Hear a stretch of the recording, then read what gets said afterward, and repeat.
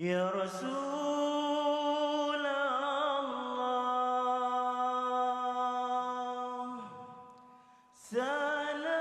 Dalam majlis zikrullah di Masjid Jami' Queenstown, Singapura, membicarakan tentang fiqh, iaitu syariat.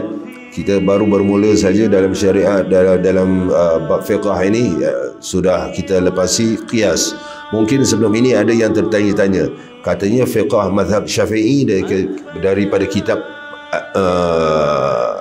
fiqh manhaji, kenapa menyebut tentang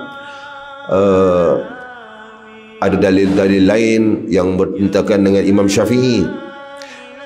Bukan menyebut tentang dalil-dalil lain, ini baru pembukaannya supaya orang berlapang dada, belum masuk babnya lagi. Sebab itu kita antara manfaat, kata para ulama, majlis itu bermanfaat, majlis itu barakah. Keluar daripada majlis itu orang yang berlapang dada, tidak melihatnya dirinya saja yang tahu segalanya, Mr. Know-all, tetapi memandang juga perkara khilafiyah, yang mana perbezaan pendapat di kalangan ulama dalam mazhab-mazhab lain berdasarkan juga pada Al-Quran dan hadis-hadis sahih Nabi sallallahu alaihi wasallam. Sebab itu ni baru pembukaan. Kalau menyatakan kenapa kitab fiqh manhaji mazhab Syafi'i membicarakan tentang perkara-perkara mazhab-mazhab lain juga yang bersandarkan kepada Al-Quran dan hadis.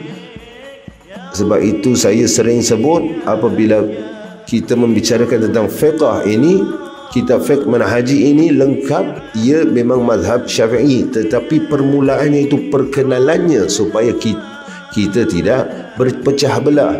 Ramai di antara kita berpecah belah dalam perbezaan pendapat. Yang ini berapa kilometer jamak qasar, yang ini berapa kilometer boleh qasar, yang ini, yang itu, yang ini, yang itu. Babi ini kita kalau terkena sertu ataupun tidak, oh ini tidak sertu, semua berpecah belah.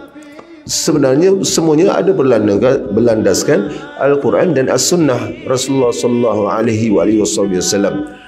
Sebab itu ini pembukaan, ini bukan seperti kita belajar dulu di kampung-kampung atau belajar di madrasah atau sekolah agama. Jikalau di Malaysia sekolah agama itu semua ya dasar-dasar, belajar dasar, air musta'mal, air mutanajis. Tapi jikalau, sebab itu para sahabat-sahabat kami, para asatidzah yang belajar di luar negara, terutama di negara-negara di Timur Tengah sana, ada yang di Suria sebelum perang dulu, mereka menyatakan bahawa kebanyakan ilmu yang mereka resapi, mereka faham, bukanlah apabila mereka belajar di universiti mereka itu atau di sekolah-sekolah mereka, tetapi duduk di halaqah-halaqah.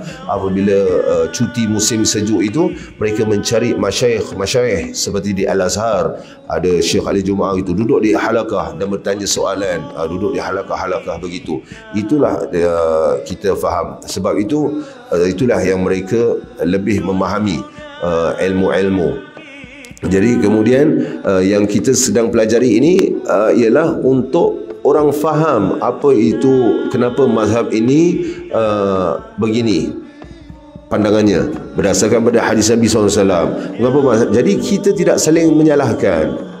Kita umat Islam takkanlah kerana ada yang kaki bertemu kaki, bahu bertemu bahu, yang tasyahudnya begini, yang ada tasyahudnya begini, tasyahudnya begini, apa-apa, itu nak dikatakan ya Allah, yang angkat tangan takbiratul ihram itu sunat hayat pun nak dipersalahkan, patut di belakang telinga begini.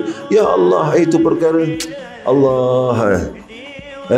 Kita ni adalah berpecah belah pasal perkara ini. Kalau orang ada petikaikan, ini kena begini, ini kena begini, kena letak di sini, bukan di sini, ini perdebatan orang-orang jahil. Jadi kita nak ikut jalan ulama atau jalan jahil? Jalan ulama lah. Ya, jadi ulama tidak berdebatkan perkara ini, dan mereka tahu mana hendak meletakkan hukum-hukum itu. Untuk orang-orang awam, diam. Apa hukumnya?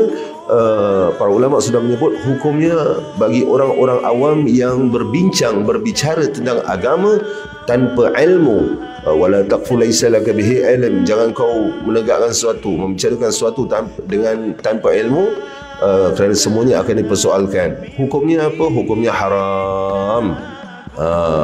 Nanti perbualannya tu merapu-rapu.